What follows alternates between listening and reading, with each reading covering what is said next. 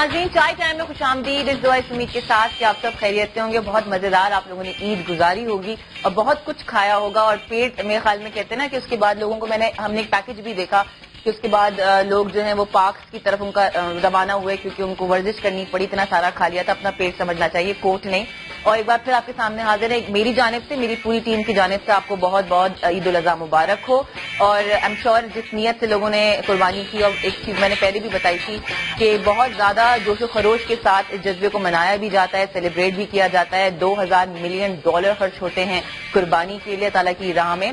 اللہ تعالیٰ کے پاس اس کا آپ کی قربانی کا جو گوشت ہے وہ تو پہنچنا نہیں ہے، نہ ہی اس کا خون پہنچنا ہے، صرف اور صرف نیت پہنچتی ہے. اللہ تعالیٰ سے یہی دعا کیجیے کہ جتنے لوگوں نے جس طریقے سے اور جس مشکل حالات میں، کیونکہ ظاہر آپ نے دیکھا کتنی زیادہ منڈی چڑھی ہوئی تھی، اس کے باوجود بھی لوگوں نے جیسے تیسے کر کے قربانی کی. اللہ تعالیٰ ان کی قربانیوں کو اپنی بارگاہ میں قبول فرمائے. کل بھی ہم نے آپ کے ساتھ شو کیا تھا، باربیکیو پارٹی ہم نے انجوائے کی تھی عید کے تیسرے دن، اور آج ہے چوتھا دن.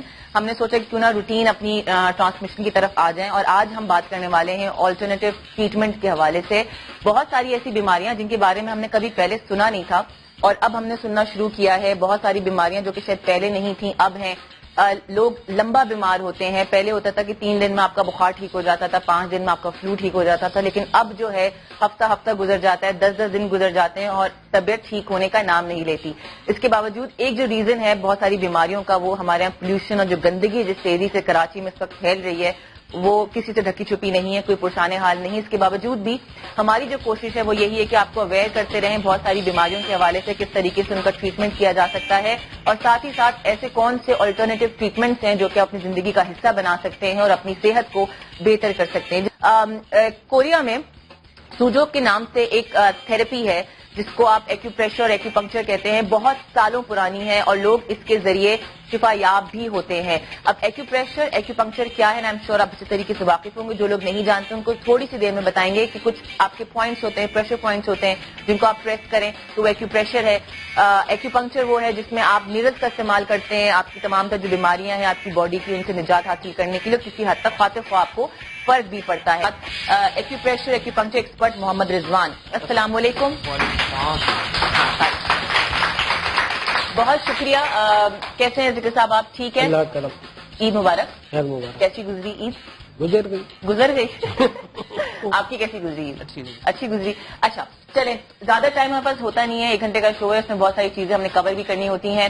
میں نے بھی تھوڑا سا بتایا محمد رضوان ایکیوپریشر ایکیوپنکچر کے بارے میں، تھوڑا سا جلدی سے ایکسپلین کر دیجیے گا. بات آپ کو یہ ایکیوپنچر ایکیوپریشر تو ہے، لیکن یہ سوجوک ایکیوپریشر ٹھیک ہے. اور یہ کورین جو آپ کہہ رہی ہیں وہ ٹریڈیشنل ہوتی تھی ایکیوپنچر ایکیوپریشر جو پوری باڈی پہ ہوتے تھے پوائنٹس. صحیح. یہ اس کی ایڈوانس فارم ہے جو پورے ہاتھ پر ہوتی ہے. جس طرح یہ آپ چارٹ دیکھ سکتے ہیں، جی جی، یہ پوری ہاتھ پر باڈی ہے ہماری. جو بھی آپ کی ڈیزیز ہے ہم ہاتھ پہ ٹریٹمنٹ کریں گے، چاہے ایکیوپریشر کریں، ڈفرنٹ میتھڈ ہے.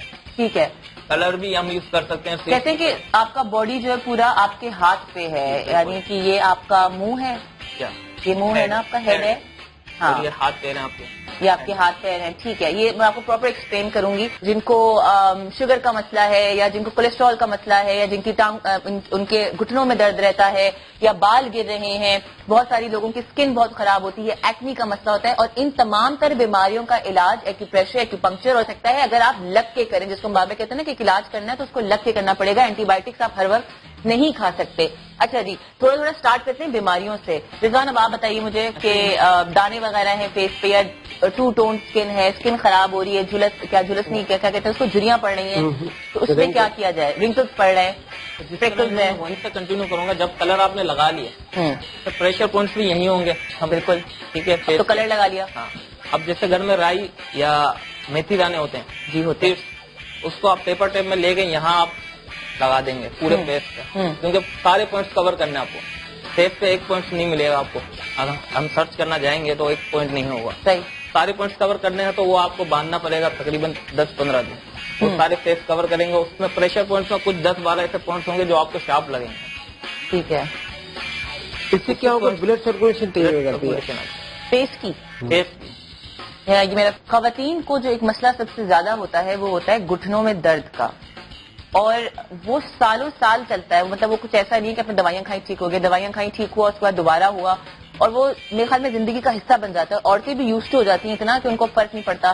اٹھنے بیٹھنے میں لیٹنے میں ان کو اتنا مسئلہ ہوتا ہے, لیکن they get used to it اتنا زیادہ کہ پھر وہ کہتے ہیں یہ زندگی کا حصہ ہے. اور یوزلی ویکنیس کی وجہ سے آپ کی پریگنینسی اور ڈلیوری کے بعد کے جو مسئلے مسائل ہیں اس کے بعد آپ کی گھٹنوں میں بڑا درد